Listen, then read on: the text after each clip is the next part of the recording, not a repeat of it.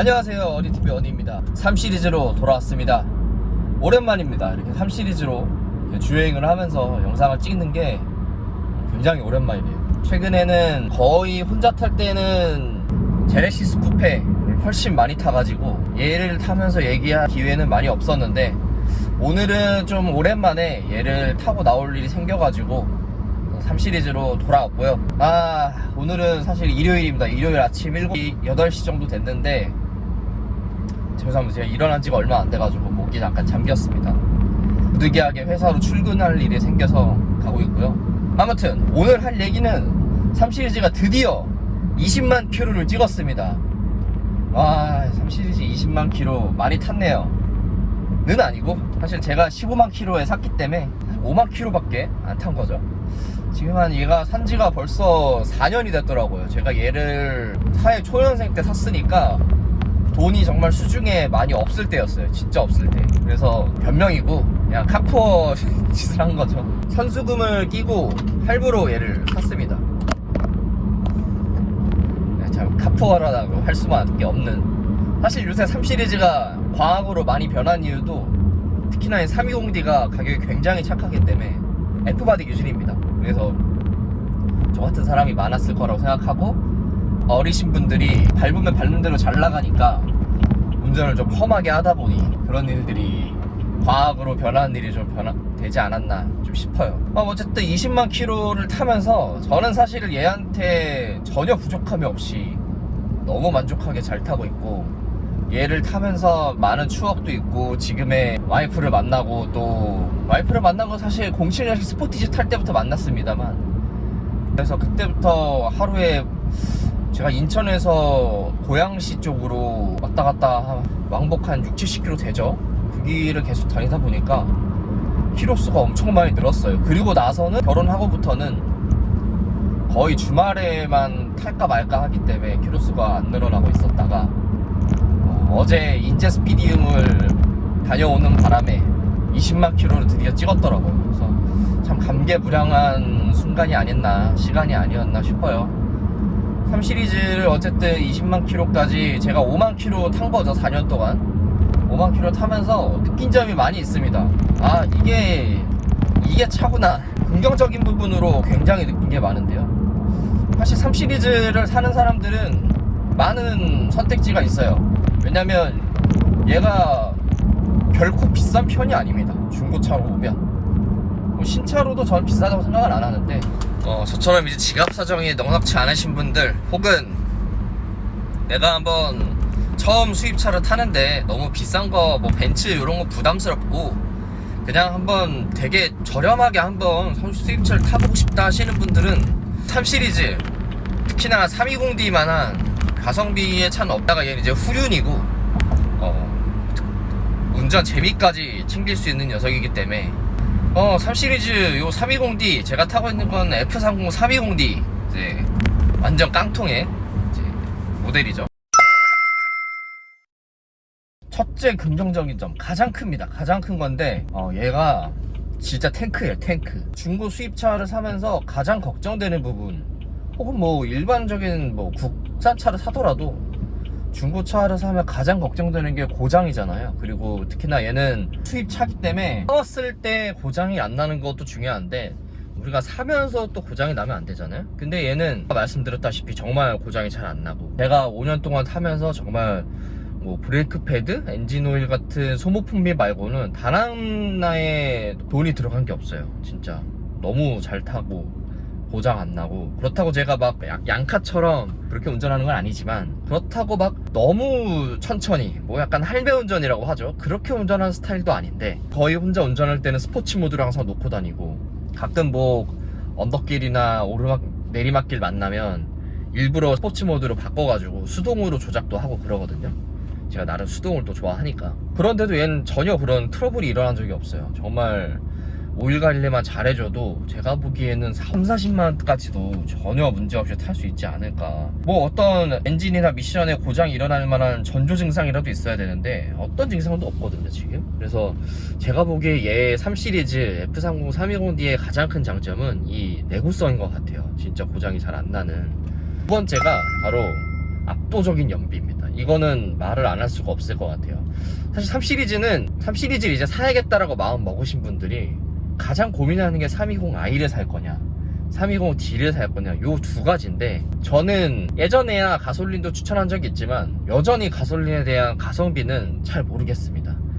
얘가 만약에 내가 그 배기 튜닝을 할 생각이 있고 뭔가 좀 울림을 주고 싶은 소리를 만들고 싶은 생각이 있다면 저는 당연히 디젤보다는 가솔린을 추천을 드립니다만, 320i는 물론 좋은 차고 평가가 좋은 건 저도 알고 있는데, 다만 글쎄요 320D보다 나은 점을 잘 모르겠다는 거. 이걸 이렇게 말씀드리면 320i 타시는 분들은 당연히 좀 싫어하실 수도 있지만 모르겠어요. 저는 320i가 320D보다 뭐가 월등하게 좋은가?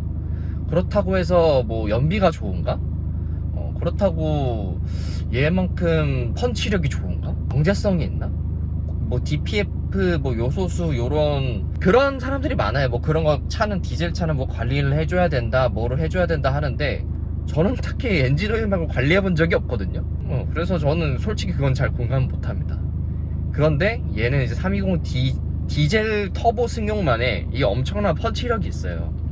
펀치력과 연비가 있는, 이거는 진짜 타보지 않은 사람들은 이걸 느낄 수가 없습니다. 진짜 엄청나요. 이게 밟으면 밟는 대로 나가고, 또 연비는 얘가 평균 15 정도 나오는데, 물론 고속하고 뭐 저속을 합쳐서 나오는 거지만 이 연비 15가 이게 진짜 미친 연비입니다. 이런 연비가 전기차나 하이브리드로 가지 않는 이상 가솔린에선 절대 나올 수가 없는 평균 연비예요. 경차 정도의 연비로 이 3시리즈를 굴릴 수 있다는 거는 진짜 엄청난 혜택입니다. 그래서 저는 뭐 신차로 사시는 분들은 모르겠어요. 중고차로 사시는 분들은 이 떨어질 대로 떨어진 이 압도적인 가성비의 320D를 좀 추천을 드립니다.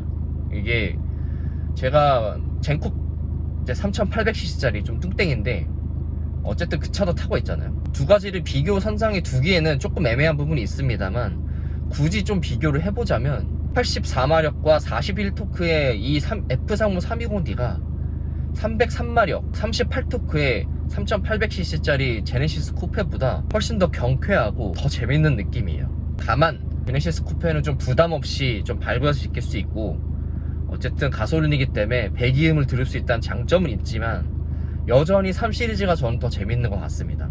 그 3800cc짜리 자연흡기 가솔린의 느낌도 제가 알지만 2.0 터보 가솔린만의 느낌도 제가 알긴 알거든요. 그런 거를 보다 보면 좀 느껴지는 거는 확실하게 이 디젤 터보 승용이 엄청나다. 이 크루즈 디젤, 뭐 엑센트 디젤 뭐 이런 차들 있잖아요.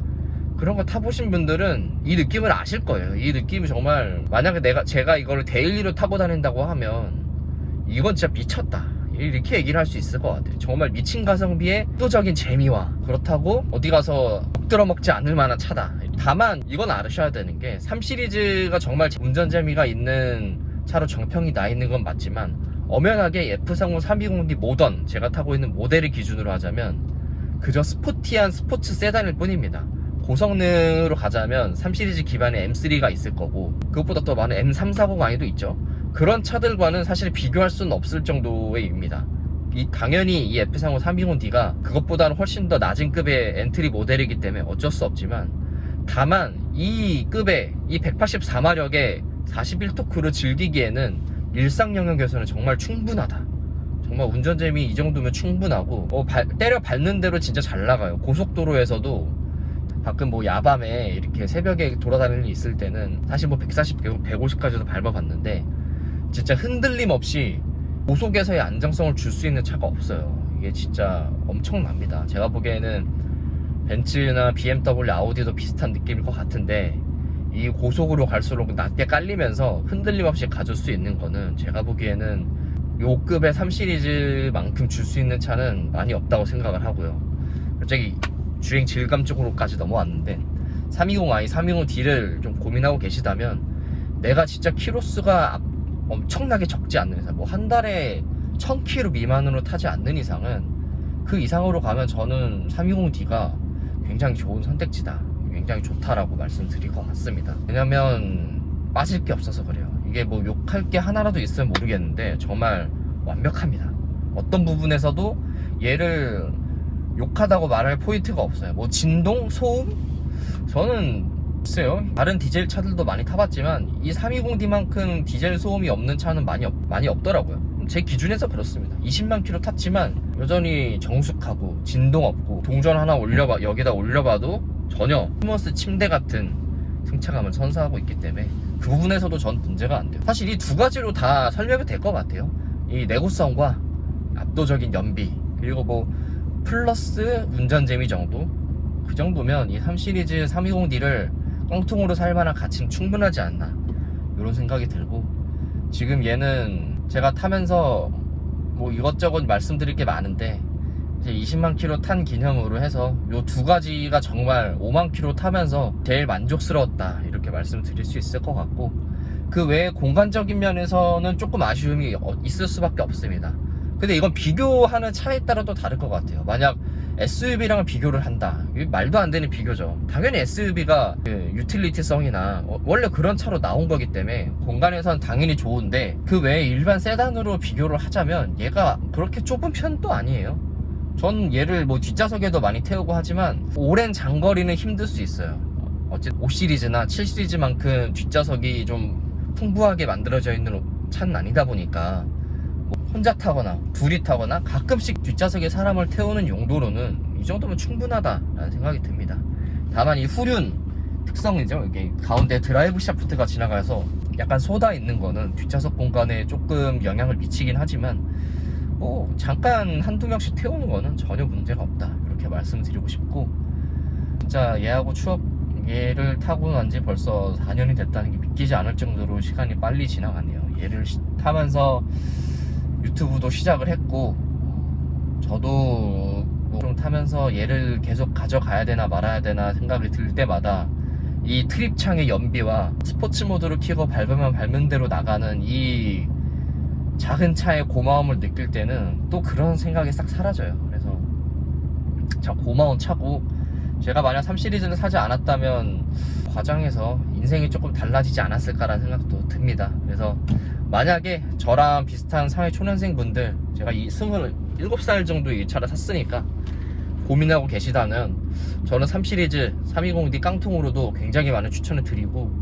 지금 가격이 떨어질 대로 떨어진 상태이기 때문에, 특히나 F바디 기준으로 해서 18년식으로 사면 1000 중반에서 2000 초반이면 굉장히 좋은 상태를 살 수 있더라고요. 그래서 뭐 키로수가 많은 거는 솔직히 전 신경을 안 써서, 거쳐간 사람의 손과 이 관리 상태에 따라서 중고차는 정말 많이 갈립니다. 그래서 뭐 18년식 19년식 F30 320D로 알아보되 1인 신조에 좀 좋은 상태의 차를 사면 저처럼 이렇게 엔진 오일만 갈면서, 진짜 브레이크 패드 같은 소모품만 갈면서 정말 만족스럽게 차를 탈 수 있다, 이렇게 말씀드릴 수 있을 것 같습니다.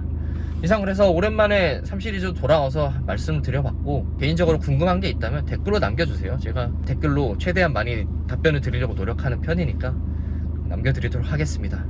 이상 어니TV 연이었습니다. 감사합니다.